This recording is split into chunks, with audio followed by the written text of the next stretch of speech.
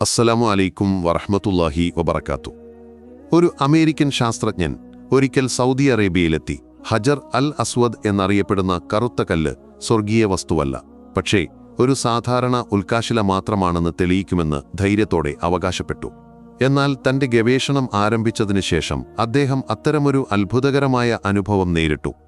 അത് അദ്ദേഹത്തിന്റെ വിശ്വാസങ്ങളെ പൂർണ്ണമായും മാറ്റിമറിച്ചു. അദ്ദേഹത്തിന് ഇനി സ്വയം നിയന്ത്രിക്കാൻ കഴിഞ്ഞില്ല. ഒടുവിൽ ഇസ്ലാം സ്വീകരിച്ചു. അല്ലാഹു അക്ബർ.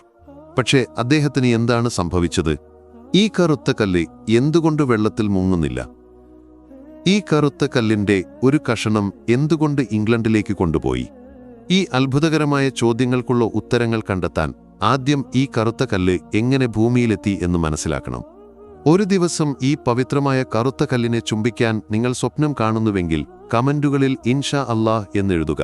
ഈ വീഡിയോ ലൈക്ക് ചെയ്യുക. ഞങ്ങളുടെ ചാനലിന് സബ്സ്ക്രൈബ് ചെയ്യാൻ മറക്കരുത്.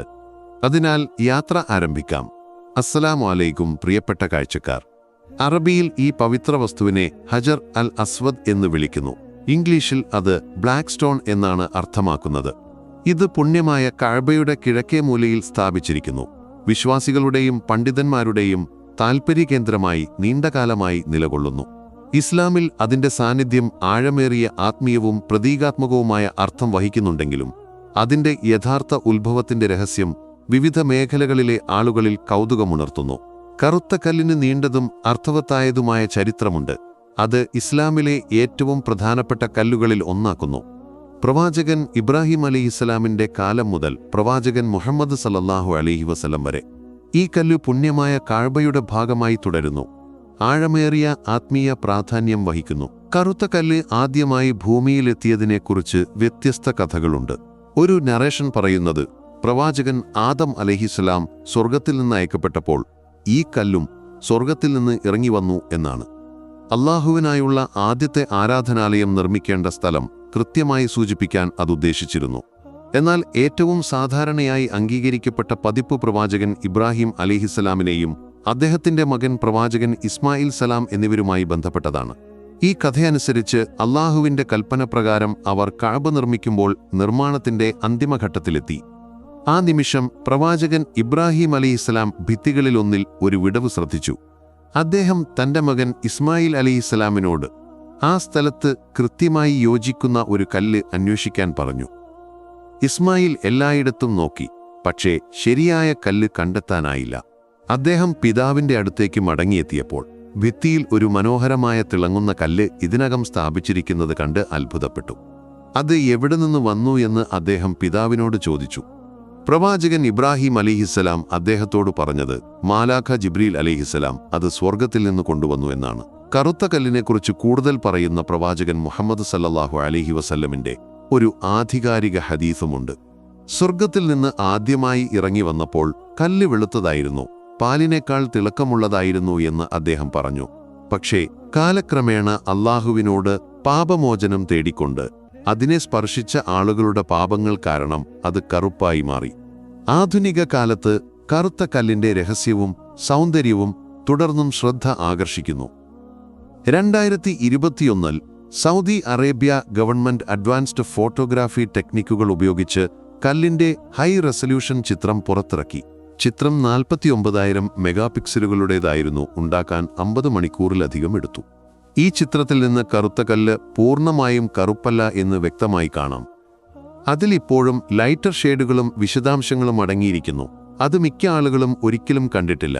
കഅബയിൽ സ്ഥാപിച്ചിരിക്കുന്ന പ്രധാന കറുത്ത കല്ലിനു പുറമെ ലോകത്തിന്റെ വിവിധ ഭാഗങ്ങളിൽ ചില ചെറിയ ശകലങ്ങൾ നിലനിൽക്കുന്നതായി വിശ്വസിക്കപ്പെടുന്നു. അത്തരമൊരു കഷണം തുർക്കിയിലെ ഇസ്താംബൂളിലെ സുൽത്താൻ അഹമ്മദ് മസ്ജിദിൽ സൂക്ഷിച്ചിരിക്കുന്നു. മറ്റൊന്ന് ഇംഗ്ലണ്ടിലെ ഒരു മ്യൂസിയത്തിൽ സൂക്ഷിക്കപ്പെടുന്നതായി വിശ്വസിക്കപ്പെടുന്നു. പക്ഷേ ഈ പവിത്രമായ കല്ലിന്റെ ഒരു കഷണം എങ്ങനെ ഇംഗ്ലണ്ടിലെത്തി? അതിന്റെ മതപരവും ചരിത്രപരവുമായ പ്രാധാന്യം കാരണം ബ്ലാക്ക് സ്റ്റോണിന് എപ്പോഴും പൊതുശ്രദ്ധ ലഭിച്ചു, പ്രത്യേകിച്ച് ജിയോളജി മേഖലയിലെ ഗവേഷകരും ശാസ്ത്രജ്ഞരും. അവരിൽ പലരും ഈ അതുല്യമായ കല്ല് എങ്ങനെ രൂപപ്പെട്ടു, എന്തുകൊണ്ടാണ് നിർമ്മിച്ചത് എന്ന് മനസ്സിലാക്കാൻ ആഗ്രഹിച്ചു. അതിനാൽ ശാസ്ത്രീയ പഠനത്തിനായി കറുത്ത കല്ലിന്റെ ഒരു ശകലം ഒടുവിൽ ഇംഗ്ലണ്ടിലെത്തി. അവിടെ അതിനെ കൂടുതൽ അടുത്ത് പരിശോധിക്കാൻ കഴിഞ്ഞു. നിരവധി വർഷത്തെ ഗവേഷണത്തിന് ശേഷം ശാസ്ത്രജ്ഞർ കറുത്ത കല്ലിന്റെ ഉത്ഭവത്തെക്കുറിച്ച് വ്യത്യസ്ത ആശയങ്ങൾ നിർദ്ദേശിച്ചു. ഒരു ജനപ്രിയ സിദ്ധാന്തം കല്ല് ഒരു ഉൽക്കയിൽ നിന്നാണ് വന്നത് എന്നതാണ്. ഈ ആശയം ഒരു സാറ്റലൈറ്റ് ഉൽക്ക കാറ്റലോഗിൽ നിന്നാണ് വന്നത്. അത് കറുത്ത കല്ലിനെ എയറോലൈറ്റ് ഉൽക്കയായി വർഗീകരിച്ചു. സാധാരണ കല്ലിനോട് സാമ്യമുള്ള ഒരുതരം ബഹിരാകാശ പാറ മിക്ക ഉൽക്കകളിലുമുള്ളതിനേക്കാൾ കുറച്ച് ഇരുമ്പോ നിക്കലോ അടങ്ങിയിരിക്കുന്നില്ല. പോൾ പാർച്ച് ഒരു ജിയോളജിസ്റ്റും ധാതുക്കളുടെ വിദഗ്ധനുമായിരുന്നു. 1857 കറുത്ത കല്ലിനെക്കുറിച്ചുള്ള വിശദമായ റിപ്പോർട്ട് പ്രസിദ്ധീകരിച്ച ആദ്യ വ്യക്തി. കല്ല് ഏകദേശം 6000 വർഷങ്ങൾക്ക് മുമ്പ് വിഘടിച്ച ഒരു ഉൽക്കയുടെ ശകലമാണെന്ന് അദ്ദേഹം വിശ്വസിച്ചു. എന്നാൽ ധാരാളം ചർച്ചകൾക്ക് ശേഷം ശാസ്ത്രജ്ഞർ ഈ ആശയം തള്ളി. വിശദമായ പഠനങ്ങൾ കാണിച്ചത് കറുത്ത കല്ല് വെള്ളത്തിൽ പൊങ്ങിക്കിടക്കുമെന്നാണ്. അത് അസാധാരണമാണ്. സാധാരണയായി ഉൽക്കകൾ വളരെ സാന്ദ്രമായതാണ്, വെള്ളത്തിൽ വെച്ചാൽ മുങ്ങും. കൂടാതെ കറുത്ത കല്ലിന് സമാനമായ സവിശേഷതകളുള്ള ഒരു ഉൽക്കാപ്പാറയും ശാസ്ത്രജ്ഞർ ഒരിക്കലും കണ്ടെത്തിയിട്ടില്ല. ഈ കാരണങ്ങളാൽ ശാസ്ത്രജ്ഞർ കറുത്ത കല്ലിനെ ഉൽക്കയായി ഉറപ്പിച്ച് വിളിക്കാനാവില്ലെന്ന് നിഗമനം ചെയ്തു. കറുത്ത കല്ലിനെ നന്നായി മനസ്സിലാക്കാൻ ശ്രമിക്കുമ്പോൾ മറ്റൊരു ആശയം ഉയർന്നുവന്നു. ചില ശാസ്ത്രജ്ഞർ അത് ഒരു പ്യൂമിസ് കല്ലായിരിക്കാമെന്ന് കരുതി. പ്യൂമിസ് അഗ്നിപർവ്വത വിസ്ഫോടനങ്ങളിൽ നിന്ന് രൂപപ്പെടുന്ന ഒരു തരം പാറയാണ്. അഗ്നിപർവ്വതങ്ങൾ പൊട്ടിത്തെറിക്കുമ്പോൾ സിലിക്കണിന്റെ സമ്പന്നമായ മാഗ്മ പുറത്തുവിടുന്നു. പ്യൂമിസ് കല്ലുകൾ ഭാരം കുറഞ്ഞതും സാന്ദ്രത കുറഞ്ഞതുമാണ്, അതിനാൽ അവ വെള്ളത്തിൽ പൊങ്ങിക്കിടക്കും. ഈ ആശയം നന്നായി യോജിക്കുന്നതായി തോന്നി, കാരണം കറുത്ത കല്ല് പൊങ്ങിക്കിടക്കുമെന്ന് അറിയപ്പെടുന്നു. പക്ഷേ ഈ സിദ്ധാന്തം ദുർബലമായിരുന്നു, കാരണം അറേബ്യൻ പെനിൻസുലയുടെ ജിയോളജി പഠനങ്ങൾ കാണിച്ചത് അവിടെയുള്ള അഗ്നിപർവ്വതങ്ങൾ പ്യൂമിസ് കല്ലുകൾ ഉൽപ്പാദിപ്പിക്കുന്നില്ല എന്നാണ്. അതിനാൽ ബ്ലാക്ക് സ്റ്റോണിനെ ഈ പ്രദേശത്തെ അഗ്നിപർവ്വത പാറകളുമായി ബന്ധിപ്പിക്കാൻ അസാധ്യമാണ്. ചില ശാസ്ത്രജ്ഞർ ബ്ലാക്ക് സ്റ്റോണിനെ ലോകത്തിലെ ഏറ്റവും പഴയ പാറകളിലൊന്നായിരിക്കാമെന്ന് അവകാശപ്പെട്ടു.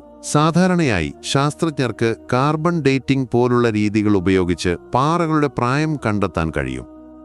പക്ഷേ ബ്ലാക്ക് സ്റ്റോണിന്റെ കാര്യത്തിൽ അതിന്റെ കൃത്യമായ പ്രായം നിർണ്ണയിക്കാൻ ഒരു മാർഗവും അവർക്ക് കണ്ടെത്താനായില്ല. മറ്റൊരു രസകരമായ വസ്തുത ബ്ലാക്ക് സ്റ്റോണിന് സമാനമായ ഒരു പാറയും ഭൂമിയിൽ മറ്റൊരിടത്തും കണ്ടെത്തിയിട്ടില്ല എന്നതാണ്. ഇതിനാൽ ചിലർ നിഗമനം ചെയ്തത് കറുത്ത കല്ല് ഭൂമിയിൽ നിന്ന് വരുന്നതല്ലായിരിക്കാം എന്നാണ്. കൂടാതെ അതിന്റെ സാന്ദ്രത പ്രപഞ്ചത്തിലെ അറിയപ്പെടുന്ന എല്ലാ പാറകളിൽ നിന്നും വ്യത്യസ്തമായതിനാൽ അത് ഒരു വലിയ പാറയുടെ ഭാഗമല്ല. ഇപ്പോഴും ഉത്തരങ്ങൾ അന്വേഷിക്കുന്നതിനിടയിൽ മറ്റൊരു സിദ്ധാന്തം നിർദ്ദേശിക്കപ്പെട്ടു. കറുത്ത കല്ല് ഒരു തരം ഇമ്പാക്റ്റൈറ്റ് ആയിരിക്കാമെന്ന്. ഇമ്പാക്റ്റൈറ്റുകൾ ഉൽക്കകൾ വളരെ ഉയർന്ന വേഗത്തിലും ഊർജത്തിലും ഭൂമിയെ തൊടുമ്പോൾ രൂപപ്പെടുന്ന പാറകളാണ്. ഈ ആശയം പ്രധാനമായും പിന്തുണച്ചത് കോപ്പൻഹേഗൻ യൂണിവേഴ്സിറ്റിയിലെ സ്വീഡിഷ് ജിയോളജിസ്റ്റ് എലിസബത്ത് തോംസണാണ്.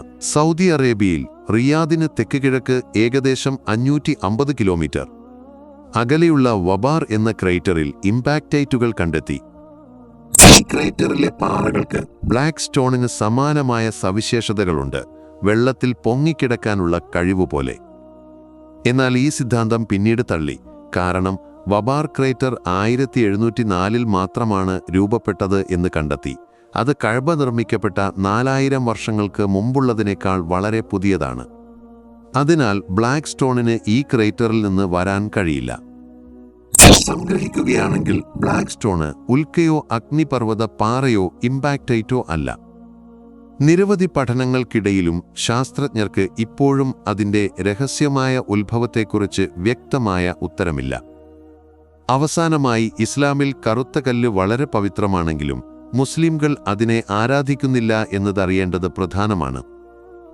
അവർ ഏകനായ ദൈവമായ അല്ലാഹുവിനെ മാത്രമാണ് ആരാധിക്കുന്നത്. പ്രവാചകൻ മുഹമ്മദ് സല്ലല്ലാഹു അലൈഹി വസല്ലമിന്റെ ഏറ്റവും അടുത്ത സഹചാരികളിലൊരാളായ ഉമർ കറുത്ത കല്ലിനെ ചുംബിച്ചു. നീ ഒരു കല്ല് മാത്രമാണ്, നീ ദോഷമോ ഗുണമോ ചെയ്യുന്നില്ല. അല്ലാഹുവിന്റെ ദൂതൻ സല്ലല്ലാഹു അലൈഹി വസല്ലം നിന്നെ ചുംബിക്കുന്നത് ഞാൻ കണ്ടില്ലെങ്കിൽ ഞാനും നിന്നെ ചുംബിക്കില്ലായിരുന്നു എന്ന് പറഞ്ഞു. ഇന്നത്തേക്ക് അത്രയും. ഈ വിഷയത്തെക്കുറിച്ചുള്ള നിങ്ങളുടെ ചിന്തകൾ കമന്റ് സെക്ഷനിൽ പങ്കുവെക്കുക. നിങ്ങളുടെ സമയത്തിന് നന്ദി. അസ്സലാമു അലൈക്കും.